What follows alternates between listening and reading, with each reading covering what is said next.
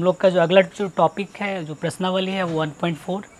ठीक, तो 1.4 से रिलेटेड जो थ्योरी है वो सब देखते हैं। तो 1.4 से रिलेटेड थ्योरी में हम लोग को क्या करना है, शांत और अशांत यानी टर्मिनेटिंग और नॉन टर्मिनेटिंग टर्म को देखना। तो टर्मिनेटिंग या नॉन टर्मिनेटिंग या शांत या अशांत क्या होता है उसको पहले समझ लेते हैं, उसके बाद फिर बात करते हैं क्या आगे कंसेप्ट है। शांत दशमलव प्रसार क्या है देख लीजिए। शांत दशमलव प्रसार बहुत बच्चे भी जानते भी होंगे और बहुत बच्चे नहीं भी जानते होंगे। शांत दशमलव प्रसार क्या है, जिसमें कि पॉइंट लगाने के बाद या डेसिमल लगाने के बाद जो पूरा डिविजिबल हो जाए, लास्ट में पूरा क्या रिमाइंडर क्या आ जाए, जीरो आ जाए, समझ लेंगे उसको क्या शांत दशमलव प्रसार है। यानी तो इसी को क्या बोलते हैं, टर्मिनेटिंग टर्म है।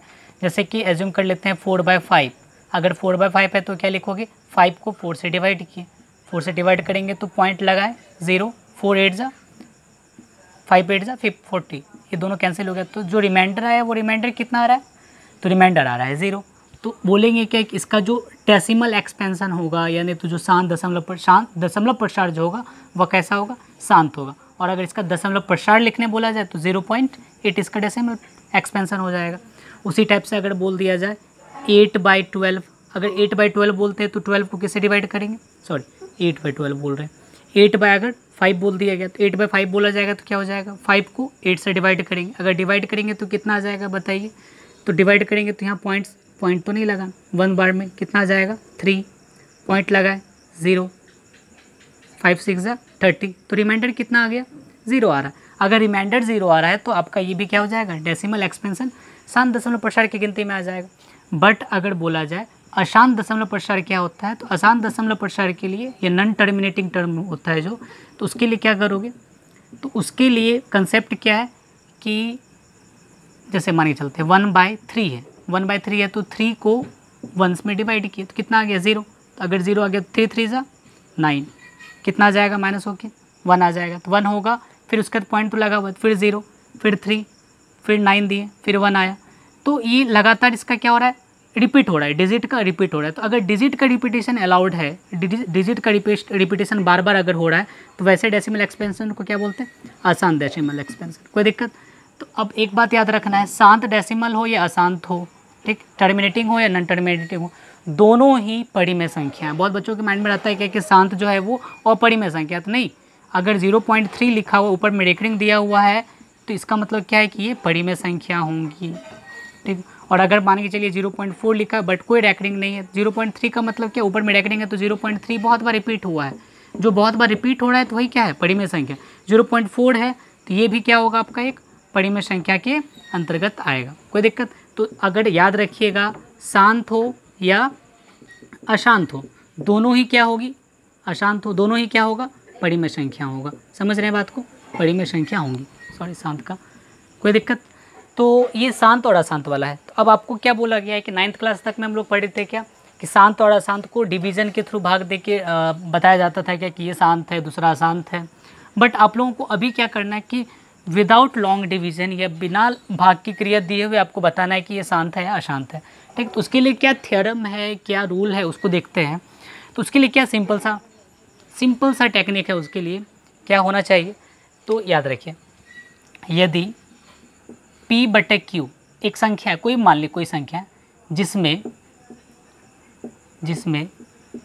P एक अभाज्य संख्या है, अभाज्य संख्या हो या नहीं तो अभाज्य गुणनखंड के रूप में लिख दीजिए इसको, कोई फर्क नहीं पड़ेगा। अभाज्य संख्या हो तो तथा Q का गुणनखंड, Q का फैक्टर जो होगा, Q का गुणनखंड 2m गुना 5n के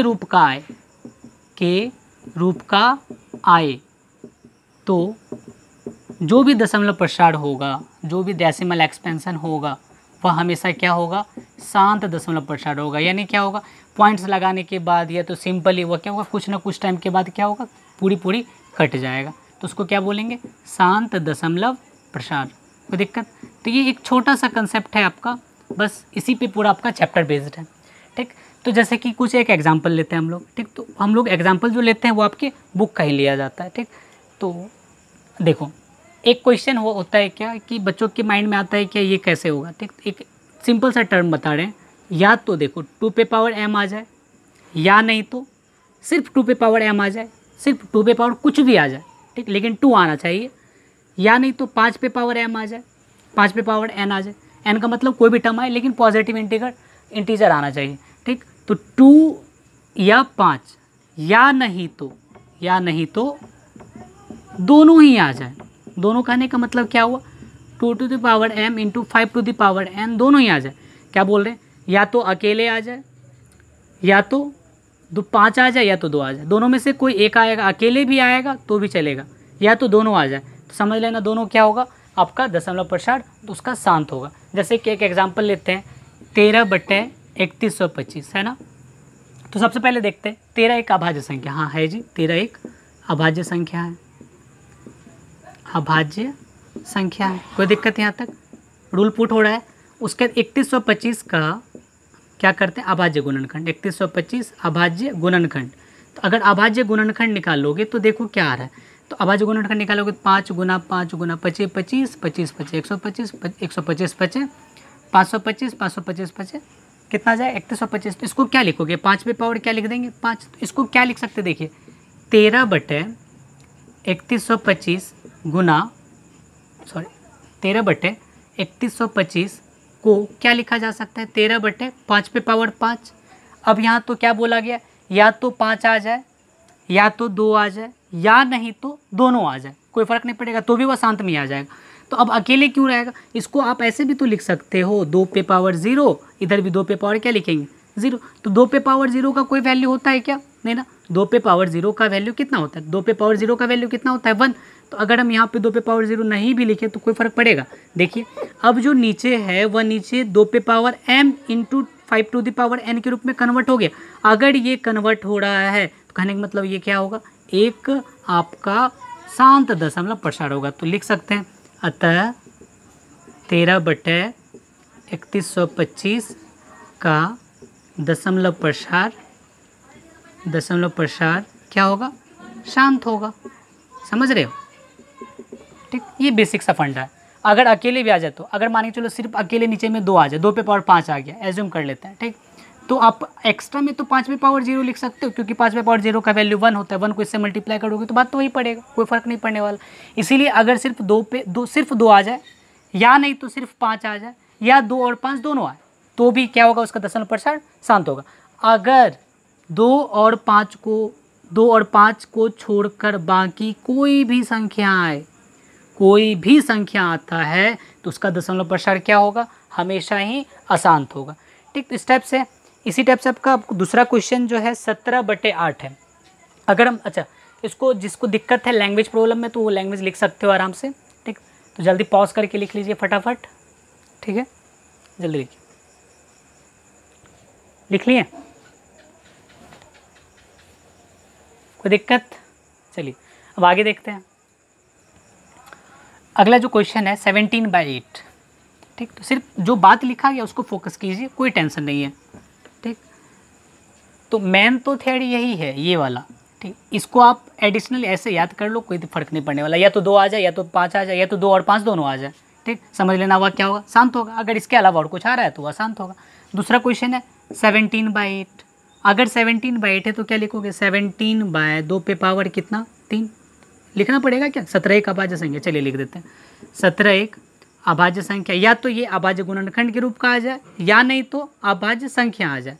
तो पुट हो रहा है अभाज्य संख्या है, कोई दिक्कत। अगर 17 एक अभाज्य संख्या है तो 8 का गुणनखंड, 8 का अभाज्य गुणनखंड। तो अभाज्य गुणनखंड करोगे तो कितना आ जाएगा बताइए, 8 का अभाज्य गुणनखंड, तो 2 इंटू 2 इंटू 2, तो 2 इंटू 2 इंटू 2 को क्या लिखोगे, 2 पे पावर 3। तो यानी अब 17/8 को लिखा जा सकता है 17/2 पे पावर 3। अब इसको भी तो लिख सकते हो 5 टू द पावर 0, कुछ नहीं तो 5 टू द पावर 0 है। तो अच्छा कंसेप्ट क्या था, 2 और 5 के अलावा और कुछ नहीं रहना चाहिए। तो यहाँ तो 2 और 5 के अलावा तो कुछ है ही नहीं। ऊपर अगर दिक्कत है तो 5 पे पावर 0 लगाओ, 5 पे पावर 0 का वैल्यू 1 होता है, तो 1 लगा के कोई फ़ायदा भी नहीं है। समझ रहे हो, ठीक। तो ये अगर आ गया तो नीचे क्या लिखेंगे, 17/8 का हर का गुणनखंड, ऐसे भी लिख सकते हो। हर का गुणनखंड किसके रूप का है, 2 पे power m into 5 to the power n के रूप का है, n के रूप का है। अतः 17/8 का दशमलव प्रसार क्या होगा, दशमलव प्रसार शांत होगा। हो गया, तो जल्दी जल्दी कीजिए फटाफट आप लोग, उसके बाद फिर हम लोग ओ ठीक है करो। हो गया, चलिए तो ठीक है। अगला क्वेश्चन देखिए, अगला क्वेश्चन में 64/445 455, ठीक, तो इसको देखते हैं। लिख लिए? अरे भाई वीडियो पॉज करो और लिख लो आराम से, कोई टेंशन नहीं होगा, ठीक। तो क्वेश्चन है आपका तीसरा नंबर क्वेश्चन, ठीक। तो तीसरा नंबर क्वेश्चन है 64/445 64/455, ठीक। तो 64 है तो 64 तो टूटा हुआ नहीं, तो इसको तोड़ लो। 64 is equal to 2 into 2 into 2 into 2 into 2, हो गया, आ रहा है ना। चलिए तो इसको क्या लिख सकते हो, 2 पे पावर 6। 445 को क्या लिखोगे, 445 का गुणनखंड करोगे तो क्यों बताया गया था कि अगर 64 है, ऊपर वाला अगर क्या रहना चाहिए, या तो अभाज्य संख्या रहना चाहिए या नहीं तो अभाज्य संख्या के गुणनखंड के रूप में रहना चाहिए। तो 64 को तोड़ेंगे तो अभाज्य संख्या के गुणनखंड के रूप का आ गया 2 टू द पावर 6 बाय। अब 445 को तोड़ेंगे तो 445 को ऐसे तोड़ लीजिए। 445 किससे डिवाइड होगा सबसे पहले, तो ये सबसे पहले 5 से डिवाइड होगा। 5 9 जा 45 1, फिर 13 7। तो अगर ये और है तो इसको क्या लिखोगे, 5 इंटू 13 इंटू 7। तो जो नीचे हर है, हर मतलब डिनोमिनेटर, जो डिनोमिनेटर है इसका गुणनखंड जो है 2 पे पावर 6 2 इंटू 13 इंटू 7, ये ना हुआ का कि हर का गुणनखंड, हर का गुणनखंड क्या है, 2 पे power m into 5 to the power n के रूप का है कि नहीं है, रूप का नहीं है। अगर नहीं है तब क्या होगा, 64/445 का दशमलव प्रसार क्या होगा बच्चों, दशमलव प्रसार शांत होगा। बस एक बेसिक सा छोटा अशांत होगा, दशमलव प्रसार अशांत होगा क्योंकि ये इसके रूप का नहीं है, ठीक। तो अब अगला जो क्वेश्चन है 15/1600, इसको आप खुद से कर सकते हो। तो अब 15 है, 15 तो अभाज्य संख्या नहीं, तो इसको आप पहले 5 इंटू 3 में तोड़ लोगे, ठीक। बाय 1600 है, अगर आप 1600 है तो 1600 को क्या लिखोगे, 1600 को तो आप 16 इंटू 100 कर सकते हो। 16 को क्या लिखा जाएगा, 2 पे पावर 4 इंटू 100 को क्या लिखोगे, तो 2 इंटू 2 इंटू 5 इंटू 5 लिख सकते हैं ना ऐसा। तो एक 5 क्या हो गया, कैंसिल हो गया। तो 3/2 to the power 4 2 to the power 4 लिखोगे तो यहाँ कितना है, 2 एक्स्ट्रा जुड़ जाएगा, तो 2 टू द पावर 6 इंटू 5 पे पावर कुछ नहीं तो 1। तो इसका जो डिनोमिनेटर है वह किसके रूप का, तो लैंग्वेज आपका पहले जैसा ही बनेगा। इसका जो डिनोमिनेटर है वह किसके रूप का है, 2 to the power m into 5 to the power n के रूप का है, इसीलिए इसका दशमलव प्रसार क्या होगा, शांत होगा, ठीक। तो इसी टाइप से टोटल क्वेश्चन आपका सॉल्व होगा। मिटा दें, चलिए। तो इसीलिए बोला गया ना, अभाज्य गुणनखंड ऊपर वाला का कर लो तो कोई ज़्यादा दिक्कत नहीं होगा। अगर आप नहीं कर पा रहे हो तो फिर दिक्कत होगा, भाई बहुत दिक्कत हो रहा है बोर्ड बिताने में। चलिए, जो जिनको ऐसा लग रहा है कि स्लो चल रहा है वीडियो, तो और वो आराम से जाओ स्पीड वाला में, ठीक। वहाँ पे वीडियो फास्ट कर लो, कोई टेंशन नहीं होगा, वीडियो फास्ट हो जाएगा तुरंत, ठीक। नॉर्मल होगा अभी शायद आप लोग के मोबाइल में, ठीक। तो उसको फास्ट कर लीजिए। 5 नंबर है 29/343, तो इसको क्या करोगे, 29 है तो 29 इंटू 343 को ये 7 का क्यूब होता है, तो 2 और 5 का तो नाम निशान भी नहीं है, तो ये तो आपका आसान होगा ही, तो लिख सकते हो इसको। 5वां नंबर आपका वो सॉल्व करके दिया हुआ है, सॉरी 5वां नंबर ना, 6ठा नंबर है ना, 23 इसको क्या लिखोगे, 2 to the power cube into 5 to the power cube. देखो ये 2 और 2 to the power m into 5 to the power n के रूप का है, अगर है तब ऊपर में भी ये भी अभाज्य संख्या, तो ये शांत दशमलव प्रसार होगा। उसी टाइप से बोला गया 129 है, 129 बाय क्या है यहाँ पे, 2 to the power 2 into 5 to the power 7 into 7 to the power 5।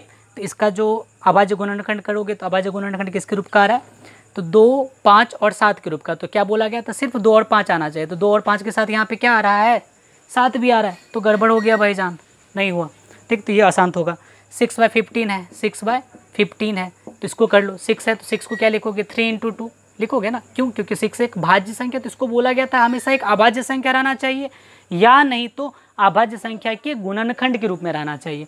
Bye 15 को क्या लिखोगे, 5 इंटू 3 3 3 क्या हो गया, कैंसिल हो गया, तो यानी कि 6/15 को क्या लिख सकते हैं आप, 2/5 नीचे में 5 है तो आप टू द पावर क्या लिख सकते हो, 0 लिख सकते हो। तो ये किसके रूप का आ गया, देखो किसके रूप का आया, to the power m into 5 to the power n के रूप का है। अगर n के रूप का है तो ये कौन सी संख्या होगी, एक शांत दशमलव प्रसार इसका होगा। 35/50 है, अगर 35/50 आ जाए, 35/50 को क्या लिखोगे, 35 है तो 35 को क्या लिखोगे, 7 गुना 5/50 को। अगर ये अभाज्य संख्या रहता तो छोड़ देते, लेकिन यहाँ कंडीशन था कि अगर भाज्य संख्या है न्यूमिनेटर में तो उसको अभाज्य गुणनखंड के रूप में लिख लीजिए, ठीक, ताकि आपका क्वेश्चन सॉल्व हो जाए आसानी से।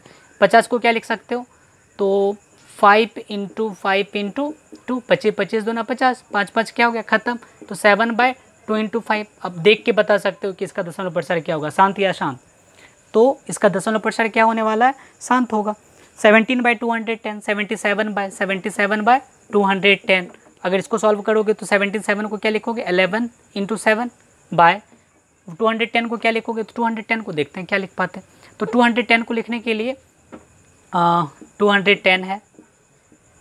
लैंग्वेज आपका आप लोग खुद से बना के लिखिए, बस हम सिंपल सा आपको बता रहे हैं, ठीक। तो ये 7 है, 30 आ जाएगा, 2 है तो ऊपर वाला कितना आ जाएगा, 15, 3 5 जा 15। तो इसको लिख सकते हैं 7 इंटू 2 इंटू 3 इंटू 5, नीचे लिखेगा चूँकि इसके हर का गुणनखंड, अगर 7 7 कैंसिल हो गया तो 11/2 इंटू 3 इंटू 5। तो नीचे जो है हर का गुणनखंड किसके रूप का नहीं है, to the power m into 5 to the power n के रूप का नहीं है, जिसके कारण इसका दशमलव प्रसार क्या होगा, अशांत होगा। तो इस टाइप का आपका क्वेश्चन नंबर 1 था। तो उसको आप जल्दी से जितना जल्दी बना सको बना लो, कॉपी में बना लीजिए उसको अच्छी तरह से, और क्वेश्चन प्रैक्टिस करते रहो, ठीक है। तो चलिए देखिए,